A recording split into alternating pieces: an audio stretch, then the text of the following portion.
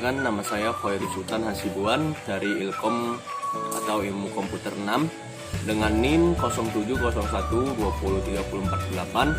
Saya ingin mempresentasikan untuk UTS saya yang berjudul dengan komunikasi. Check it out.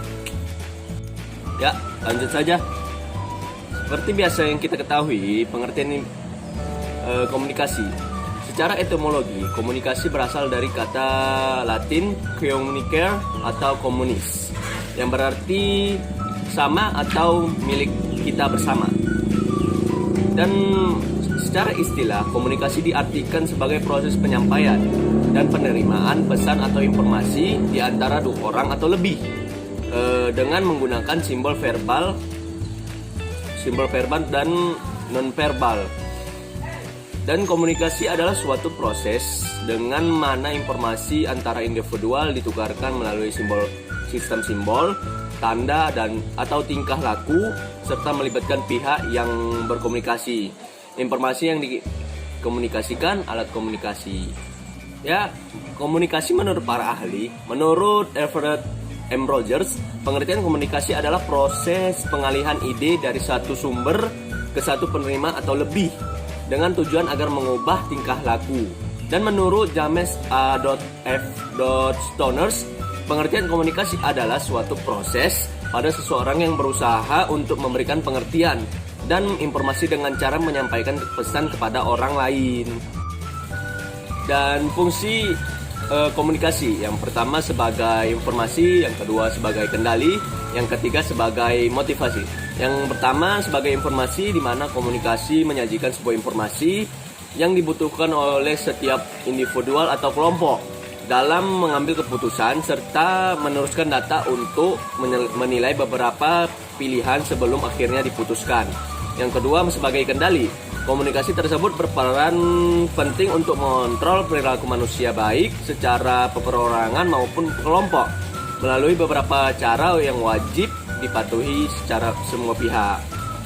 Yang ketiga sebagai motivasi, karena komunikasi dapat menjadi suatu motivasi melalui penjelasan yang dilakukan para motivator.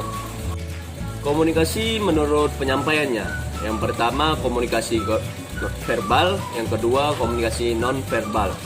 Komunikasi verbal adalah bentuk komunikasi yang menggunakan tulisan atau lisan.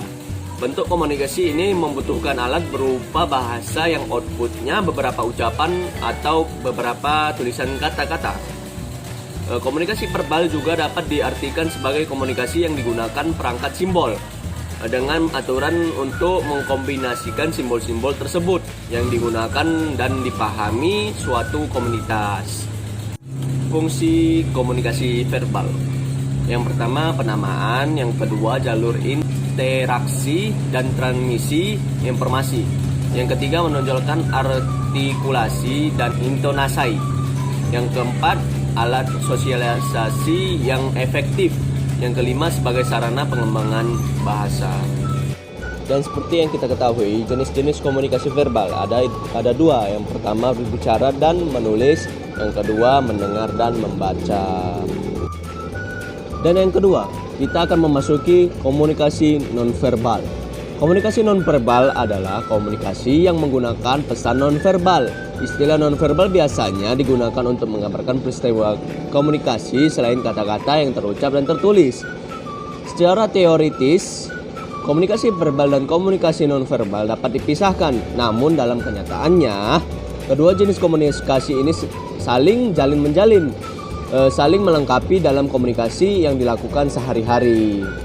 Dan yang harus kita ketahui, fungsi komunikasi nonverbal itu ada 5. Yang pertama repetisi, yang kedua substitusi, yang ketiga kontradiksi, yang keempat komplement, yang kelima aksentuasi.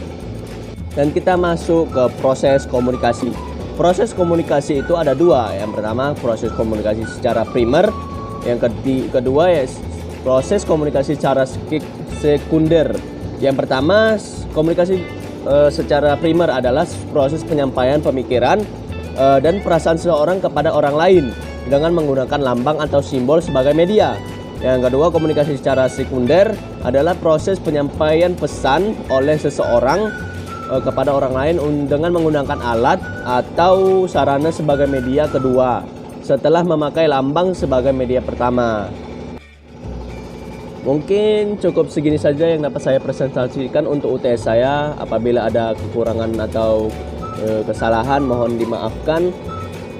Dan terima kasih kepada Ibu dosen telah memberi saya waktu untuk presentasi ini. Lebih dan kurang saya minta maaf. Wassalamualaikum warahmatullahi wabarakatuh.